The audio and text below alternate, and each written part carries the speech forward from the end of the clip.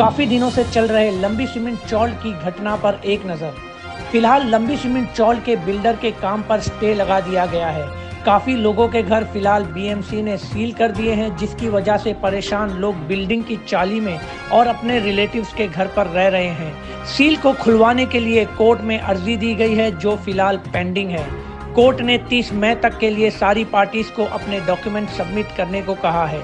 कुछ दिनों पहले उमर लकड़ावाला ने लंबी सीमेंट चौल में एक कॉन्फ्रेंस रखी थी, जिसमें उमर लकड़ावाला ने खुद पर लगाए हुए इल्जाम की सफाई दी और शुरुआत में प्रोटेस्ट करने वालों पर भी काफी सवाल उठाए। आइए जानते हैं उमर लकड़ावाला के उठाए सवाल को लंबी सीमेंट चौल के परेशान लोगों ने क्या जवाब दिया। 17 जनवरी 2014 को पहला नोटिस लंबी सीमेंट चाल में लगा था और उसके बाद पहली बार कोर्ट पे जाना हम चाहते नहीं थे। हम चाहते थे कि राजनीतिक तरीके से प्रेशर बनाकर इसको रोका जाए, मगर इसने क्या किया, ताहिर अंसारी ने उस वक्त भागा कोर्ट और पहले ही सुनवाई में कोर्ट ने महानगर पालिका के हक के अंदर फैसला दे दिया निचली कोर्ट ने, और ये भाग गया। उसके बाद ये घर में बैठ गया। अब जिम्मेदारी हमारे आंग पे आ गई, क्योंकि हम आज ये हमारी जो कदीम चाल कमेटी है, पुरखों की चाल कमेटी है, और वही नाम है न्यू मोमिनपुरा चाल कमेटी, और वही नाम बन गया new Mominpura cooperative housing society. कभी आपने देखा है कि डेवलपमेंट में पहले डेवलपर जो है रजिस्टर करता है सोसाइटी को? कभी सुना आपने प्रोपोज को? तबरेज शेख ने हमारी सोसाइटी को वक्त के पहले ही रजिस्टर कर दिया। वक्त के पहले लोगों ने चैलेंज किया कि भाड़ा कैसे देंगे। तबरेज भाई ने 14 महीने का भाड़ा दिया कि ये भाड़ा लो, तुम लोग बेघर नहीं होना। 1 महीने का वो दिया ट्रांसपोर्टेशन। एक टेम्पो के अंदर सामान डाल के ले जाने का कितना लगेगा पैसा? 1000, 2000, 3000। मगर तबरेज शेख ने 23,000 रुपया दिया ट्रांसपोर्टेशन का। और जो दलाली आज आदमी 5000 में 10,000, तबरेज मैंने 23,000 दलाली का भी पैसा दिया, 12 महीने का भाड़ा दिया। अब मामला ये है कि वो बोलते हैं ना कि अंगूर नहीं मिला तो खट्टे, तो मामला ये हो गया, इनको 1 का 2 चाहिए था। इनके आका जो ताहिर अंसारी है, उनको 1 का 2 चाहिए था, तो जब 1 का 2 नहीं मिला तो अंगूर खट्टे हो गए। तबरेज शेख भी बुरा हो गया, उमर लकड़ावाला बुरा हो गया, सोसाइटी बुरी हो गई। और इल्ज़ाम लगाना तो क्या बहुत आसान काम है, ज़बान में हड्डी होती नहीं है। किसी के ऊपर भी इल्ज़ाम लगाने में आदमी सबूत पेश करे। जो मैं सबूत पेश कर रहा हूँ मेरी चीज़ों का, कोई सबूत पेश करे तो समझ में आता है कि भाई ये इल्ज़ाम सच्चा है। सर उधर पे उन लोग सर जी आपका नाम बार बार आ रहा था, इसीलिए आपसे ही सवाल करूंगा कि जो नीचे पब्लिक कॉन्फ्रेंस हुई, इसमें कहा गया है कि लोगों को जो ट्रांसफ़र नहीं हुए या कंसर्न नहीं करे अपोजिट में है, वो ग्रुप को एक्स्ट्रा बेनिफिट्स कुछ चाहिए। तो ऐसा क्या रीज़न है उनका कहने, या क्या कहना है इस बारे में आपका? देखिए, ये गलत अफवाह फैलाना, मतलब कि मुझे टारगेट बनाए थे असल में, क्योंकि मैं इस कमेटी को लीड कर रहा था, सोसाइटी को, जो हमारी अलुमनी सोसाइटी थी। और उसके अलावा उनकी कमेटी में उन लोगों ने कहा था शुरू में कि हम सबको लेके चलेंगे, मुझको छोड़कर चले। वो मुझे इतराज़ नहीं है, मैंने कहा था कि हम सपोर्ट करेंगे। हमने उनको 10 मरतबा नहीं, 20 मरतबा नहीं, आप पूछ लीजिए पूरे 7 साल में हमने 100 मरतबा कहा होगा कि बैठ कर बात करिए, हम तैयार हैं आपके साथ, लेकिन आप प्रोसेस से काम करेंगे हम साथ देंगे, बगैर प्रोसेस से आप काम करेंगे हम साथ नहीं दे सकेंगे। ये हमारी बात थी उनके साथ, जो इख्तिलाफ हुआ था। और ये सब लोग जो लोग हक पर जानना चाहते थे, वो लोग हक के साथ रहे।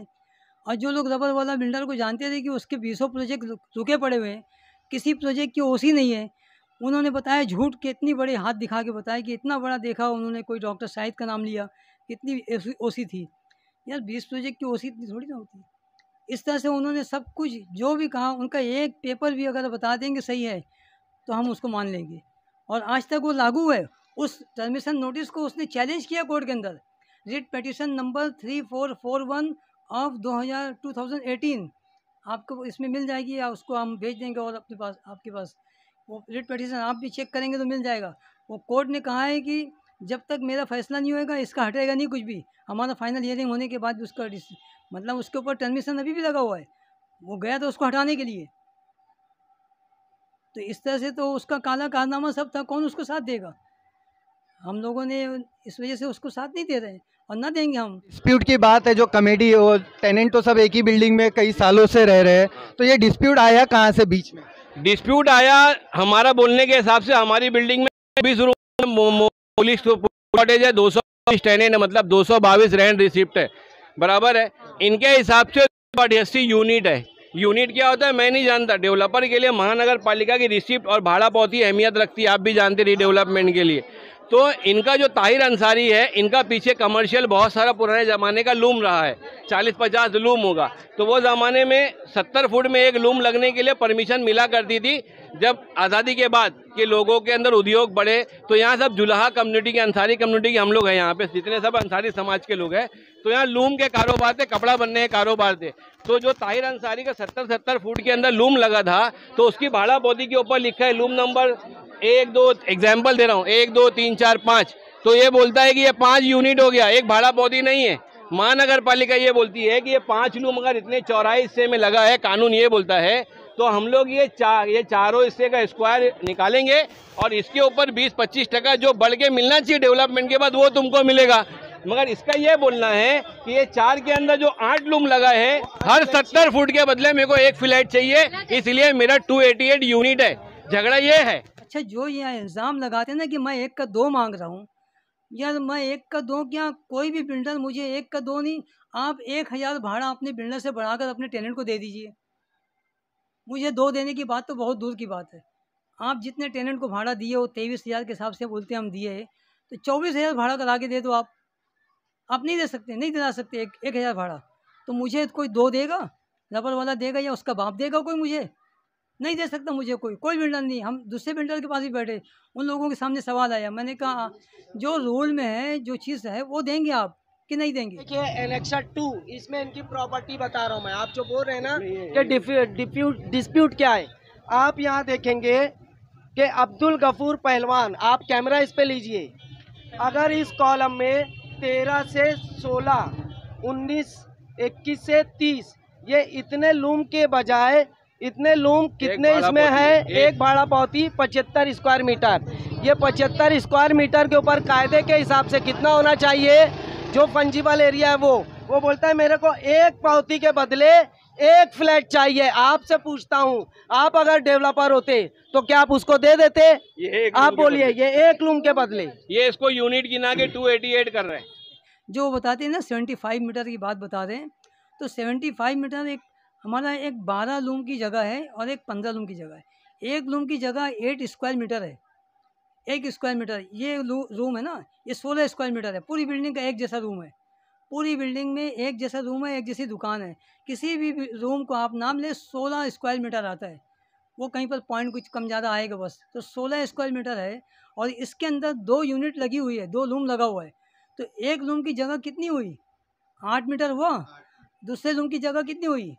8 मीटर हुआ। इस लूम का नंबर अलग है, इस लूम का भाड़ा अलग भरा जाता है, इस लूम का अलग भाड़ा, एक लूम का भाड़ा भरा जाता है, सेपरेट भाड़ा। यानी 1 लूम किसी का है तो वो 1 लूम का भाड़ा भर रहा है 8-10 हज़ार, 10 रुपया जो भी है, उसके बाद टैक्स है। जैसा बताया गया है कि 75 स्क्वायर मीटर का एक स्लिप हुआ, तो वो एक 75 स्क्वायर मीटर को दे रहे हो, देने को तैयार है? नहीं, एक बता रहे हैं कि 12 लूम की जगह 8 मीटर के हिसाब से कितना हो गया? 12 96, 96 मीटर होता है अगर एक बिल की बात मानते हैं। हम ना नहीं कर रहे। 8 मीटर के हिसाब से जब 1 लूम होता है तो 12 लूम का 75 कहाँ होता? कौन से स्कूल में पढ़ा उन्होंने? पेपर जो हमने एनेक्चर का पेपर देखा, वही तो झूठ लिखा उसमें। वो क्या लिखा है? बंद था। बोल रहे ना कि बंद था, तो बंद था तो तुम अंदाज लिख लिए। हम तो कह रहे हैं कि किसी का बंद हो या चालू हो, दीवार चारों तरफ की है, चारों दीवार आप नाप लीजिए, उसके अंदर का जितना जगह आती है आपको स्क्वायर मीटर बना लीजिए और 30 लूम को डिवाइड कर दीजिए। आपको 8 मीटर आता है कि 7 मीटर आता है, 9 आता है, आपको मालूम पड़ जाएगा। सर उधर पे उन लोग जैसे C1 कैटेगरी बताया गया है BMC की रिपोर्ट में, और उन लोग ने कोर्ट में कुछ C2 कैटेगरी की 4 रिपोर्ट प्रोड्यूस करे, तो उसके बारे में झूठ। आप ऊपर आइए ना, आप दिखेंगे। अव्वल तो उनको ये पूछिए, उनको आप अगर ये आपके न्यूज़ के माध्यम से उन्होंने ये झूठ बोला है, बहुत बड़ा झूठ बोला है, मैं अल्लाह रसूल को हाजिर नाजी जान के ये बोलता हूँ कि आज तक उन्होंने कोई भी ऑडिट रिपोर्ट नहीं बनाई है। जितनी ऑडिट रिपोर्ट बिल्डिंग की हुई है सब न्यू मोमिनपुरा चाल कमेटी ने बनाई और उसका पैसा हमने पेड किया है। और जो हाई कोर्ट ने अब तक 4 साल हमने केस लड़े हैं 2017 के बाद से अभी तक, तो VGTI की रिपोर्ट के ऊपर हमने केस लड़े हैं। सर मैं VGTI की रिपोर्ट को इन्होंने RTI से निकाला और वो निकालने के बाद वो बता रहे कि VGTI की रिपोर्ट, हम अगर वो रिपोर्ट आप खुद पढ़ेंगे तो आप देखेंगे कि VGTI की जो रिपोर्ट है वो रिपोर्ट के अंदर न्यू मोमिन पूरा सोसाइटी के नाम पे, और हमने उसका पैसा पेड किया, VGTI के अंदर उसकी रसीद है। देखिए, झूठ और गलत के सिवा उनके पास सच एक चीज़ नहीं है। वो कितना भी इल्ज़ाम लगाएंगे, ये हक हक होता है और बातिल बातिल। ये जिस तरह से कसम खा लें या वो कर लें, चाहे 7 फेरा लगा लें, चाहे अल्लाह की कसम खा लें या अग्नि का 7 फेरा लगा लें, वो समझ जाएंगे अभी मेरी बात को, कि अग्नि का 7 फेरा लगा लें, यानी हक को साबित झूठ नहीं बना सकते। और जो तुम झूठ बोले हो ना, उसके ऊपर तुमको जो सज़ा मिलनी है वो कुदरत की तरफ से आ रही है अभी, और ये अभी सामने सब आ जाएगा। जो है कुछ गया नहीं है, ये हमारी आजमाइश है जो हमारे साथ हो रहा है। और ये तुम बड़ा हमदर्द बनते हो, तो ये तुम तो बोल रहे हो जब 24 मई का ऑर्डर आया, बोले हम तो हार गए कोर्ट से, अब हम कुछ नहीं कर सकते, BMC की जगह है। तुम तो कोर्ट बचाने, बिल्डिंग बचाने के लिए निकले थे, और तुम तो पहले तारीख को लिख दिए कि बिल्डिंग खाली करने को हम तैयार हैं। तुम कोर्ट बिल्डिंग कैसे बचाने निकलोगे? तुम तो बिल्डर से मैनेज हो गए, बिल्डर तुमको अरेंज कर लिया। बिल्डर हर जगह करता है, हम जानते हैं करता है, किया है। हमने तो यहाँ तक ऑफर दिया है कि आप बताइए आपका बिल्डर कितना पैसा लिया है, आपसे कितना मतलब उसने आपके पीछे खर्चा किया है, हम देंगे उनको, लेकिन आप उसको हटाइए, टेंडर प्रोसेस चाहिए। अब जो भी सबका हो गया, इससे में सब लोग देंगे अपना पैसा, उसका ख़त्म कर देंगे बिल्डर का, क्योंकि वो बिल्डर गलत है आपके साथ में। हमने हर लम्हे में टेनेंट लोगों को रिक्वेस्ट की थी और कहा था कि एनेक्सर 2 करा लो, मगर ताहिर अंसारी ने, जो 50-60 टेनेंट उनके मानने वाले थे, जो ये चाहते थे कि उनको 500 फुट का घर मिले, जो ये चाहते थे कि उनको जो है 30,000 भाड़ा मिले, जिनको ये मीठी मीठी गोली नींद की दे के रखा था, इसी वजह से ये हालत। आज जो टेनेंट मुझको बुरा बोल रहे हैं ना, उनको चप्पल लेके उसके दरवाजे पे जाना चाहिए था, क्योंकि उमर लगड़ा वाला ने मई के महीने के अंदर यही ऑफिस में बैठ के एक वीडियो बनाया था और सब टेनेंट को यह आह्वान किया था कि आने वाला दिन हमारे लिए बहुत खराब होगा, हाई कोर्ट का ऑर्डर है, BMC प्रेशर बना रही है, सभी टेनेंट आकर अपना अपना भाड़ा ले लो और अपने घर की चाबी जमा करा दो। डेवलपर से हमने वक्त के पहले चेक देने की बात की, तो इसने फिर साजिश रची कि बगैर कागज के तुम लोग घर कैसे दे रहे हो। तो आप ये समझ लो कि LOI IOD जब तक नहीं आएगी तो अग्रीमेंट कैसा बनेगा। और एक डेवलपर इतनी बड़ी जिम्मेदारी ले रहा है और एक सोसाइटी ले रही है। 2 टेनेंट ऐसे आए थे, मेरी यहाँ एक बहन बैठी है कि नहीं, डॉक्टर परवीन, सलमान वहाँ खड़ा हुआ है, उसको पूछो। मैंने उसको ये कहा कि मैं बोला अगर तेरे को ये दिक्कत आ रही है ना बेटा, तो तू है ना मेरे से एग्रीमेंट बना के, सोसाइटी से बना के ले ले पेपर, मगर हम ये नहीं देख पाएंगे, कल BMC आके आपको ज़बरदस्ती एविक्टेड करेगी, घर से खाली कराएगी, तो हम नहीं देख पाएंगे। हमने लोगों को कहा, तो अल्लाह का शुक्र है इतने सारे लोग जो यहाँ मौजूद है। अरे मेरी बहनों हाथ उठाओ, आप लोग घर खाली किए ना? सब ये महानगर पालिका की ऑफिस में एनेक्सर 2 होता है। टेनेंट लोगों के घरों के बाहर नंबर लिखा जाता है और वहाँ पे लोग जो है खड़े होते हैं, म्यूनसिपलिटी आती है, फोटो उतारती है। उसके बाद वो जो एनेक्सर हुआ होता है उसको जो है, जो भी कॉरपोरेशन का ऑफिस होता है वहाँ का DMC बैठ के उसको चेक करता है। तो वहाँ पे भी हमने कहा कि आप अपने घर का एनेक्सर करवा लो, भले आपके बाप दादा के नाम पे घर है, मगर एनेक्सर 2 में अगर आपका ऑक्यूपेंट में नाम आ जाएगा तो आपकी जीत हो जाएगी। मगर वो लोग ताहिर अंसारी के बोलने के ऊपर उन लोगों ने जो है एनेक्सर 2 भी नहीं कराए। आज उनका घर ट्रांसफर होने के वांदे। जब घर ट्रांसफर नहीं होगा तो BMC का को टेनेंसी राइट मिलेगा कहाँ से? और अगर एनेक्सर 2 के एक ऑक्यूपेंट के कॉलम में अगर उनका नाम आ जाता तो उनको जो है घर भी मिल सकता था, सारी चीजें मिल सकती, सारे राइट मिलते थे। मेरा रीज़न यही है कि जितना भी काम चाल कमेटी ने किया है, कोई भी काम रूल और रेगुलेशन से और लोगों की राय मशवरे से नहीं किया है। उन्होंने कोई ट्रांसपेरेंसी नहीं किया है, उन्होंने अपनी मनमानी के हिसाब से किया है। एक वक्त में शुरुआत में हम भी वो चाल कमेटी के अंदर, अभी नीचे जो प्रेस कॉन्फ्रेंस हुआ उसमें काफ़ी मेजॉरिटी में लोग मौजूद थे और वो तो फेवर में थे, वही कमेटी के, वो कमेटी के फेवर में थे लोग। बहुत से लोग हैं जिन उसमें ऐसा है ना, जो हकीकत जो है, जो ये है कि उसमें बहुत से लोग हैं ना, कोई है ना जो कमेटी रहता है ना, कमेटी का जो एक टैग रहता है ना, उस पर भरोसा करता है, उस चीज़ का लोग मिसयूज़ करें। एक चीज़, दूसरा कोई एहसान के तले दबा हुआ है, कोई डरता है, कोई हिम्मत नहीं है गलत बोलने की, कोई रिश्तेदार है, बहुत से रीज़न है ऐसा। पर हमारा मानना ये है, जो सच है, जो सही है, हम उसके साथ रहेंगे। जो रूल और रेगुलेशन से करेंगे, जो कानून के हिसाब से करेंगे, हम उनका साथ देंगे।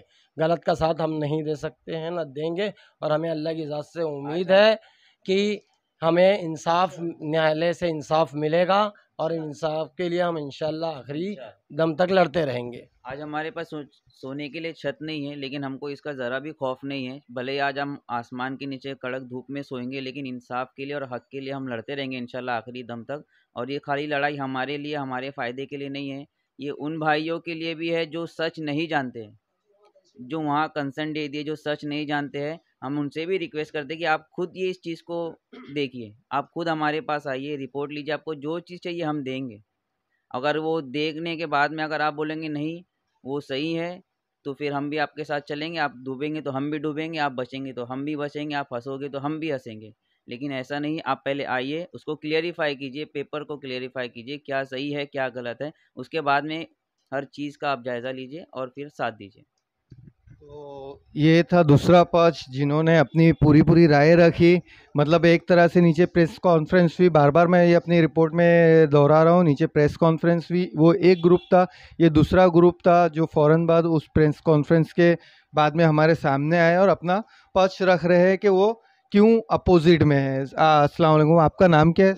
वालेकुम सलाम, मोहम्मद सलीम। आपका क्या रीज़न है जो आप मतलब उस ग्रुप में नहीं है और इस ग्रुप में साथ दे रहे हैं? वो दरअसल वो बिल्डर को शुरू से ही हम लोग ब्लैक लिस्ट में, बहुत शुरू से पहले से, ये तो जब टर्मिनेट नहीं हुआ था उसके पहले से मानते हो कि ब्लैक लिस्टेड बिल्डर है। और अभी इस टाइम पे मेरा भाई कंसल्ट दिया है, मेरे को घर से निकाल दिए, 3 लाख रुपया लिया, मेरे को एक पैसा नहीं दिए लोग।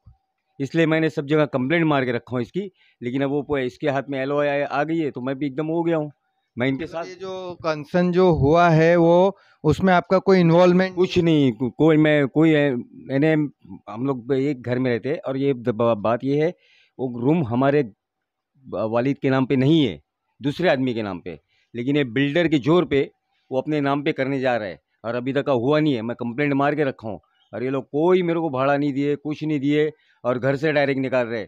चाल कमेटी का उमर लकड़ा वाला, इकबाल कामरेड, ये लोग के सामने रखा कि मेरा 30,000 रुपया लिया था, वो अभी तक का नहीं दिया है। और जब वो मुझे 30,000 रुपया नहीं दे सकते तो ये मेरा रूम का हिस्सा कहाँ से दिलाएंगे ये लोग।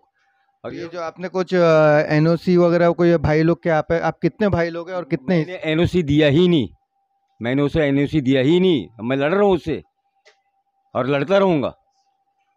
तो ये सारे टेनेंट है, इन सब का अपना अपना एक रीज़न है।